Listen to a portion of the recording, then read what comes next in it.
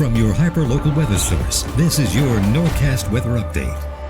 As a medical director, I work closely with all our providers as well as the nursing staff to ensure we provide top-notch quality care for all our residents. Seeing every resident achieving their goal and being satisfied with our care gives me a lot of pride to be part of the team of preferred care at AppSeekon.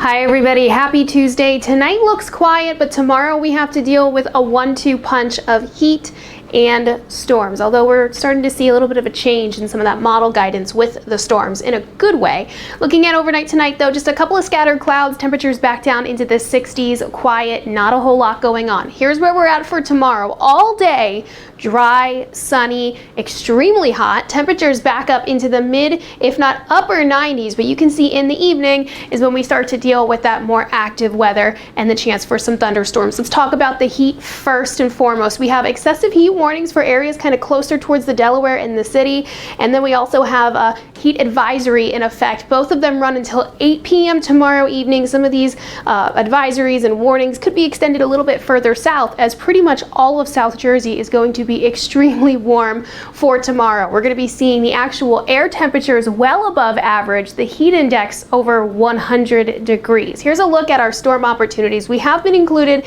in that slight risk for severe thunderstorms. Now, when we're talking about severe thunderstorms, there's different key ingredients that need to be in place for those storms to tap into to be a little bit on the stronger side. One of those ingredients is hot, humid weather. We're definitely going to have that in place during the afternoon before these storms roll in. Our one saving grace is the cold front itself. It's bringing in the storms, but it's also going to help to knock down those dew points and knock down also our temperatures as well. So we're keeping a close eye on the timing of when that moisture wants to roll in, when those storms want to develop, and when that cold front moves in.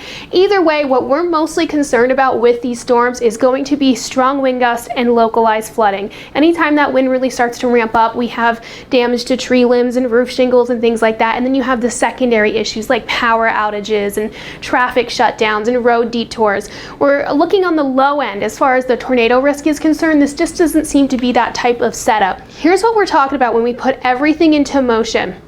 We have this cold front sitting up to the north, kind of trailing off of this low pressure system that's heading towards Maine. As that front moves towards our area, it's actually going to be during the first half of the day. So I would say probably about 3-4 o'clock is where we deal with the actual front. And you can see not many storms are firing along that frontal edge. Where we do have a lot of activity is further off to the west, back towards Ohio. This is the round of energy that we're keeping a close eye on. This is going to travel right along that front, almost like it's a train track. And you can see that by 7 o'clock, when that front is closing in on South Jersey, a lot of the activity is still further off to the west. Now, the previous model runs wanted to have this activity a little bit further to the north by 7 p.m., which would mean that during the overnight hours, Wednesday into Thursday, that little bubble of energy would move right over South Jersey, giving us the best chance for severe thunderstorms and more juiced up energy and activity. The last couple model runs want to move that activity a little bit further to the south, kind of impacting more of Maryland and Delaware. So that would be better for us. Of course, for areas further to the south, they don't want to deal with the storms either. But you can see just a little bit of that moisture tries to move up towards South Jersey, but the bulk of the energy does stay further to the south. So this is a good trend. This would be a good for us here across South Jersey. Again, down to the south, they would have to deal with the severe weather instead of us. But for us here, in a selfish kind of way, it is good for us. So looking down the shore, tomorrow all day looks beautiful. Again, it's Wednesday night into Thursday timing frame, or as far as the time is concerned for those storms.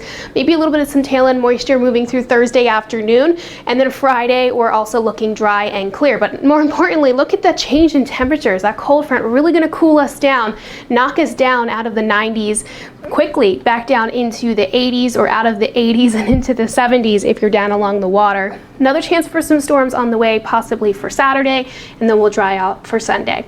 Okay, hope you enjoy the rest of your evening. I'll check back in with you tonight with your bedtime forecast.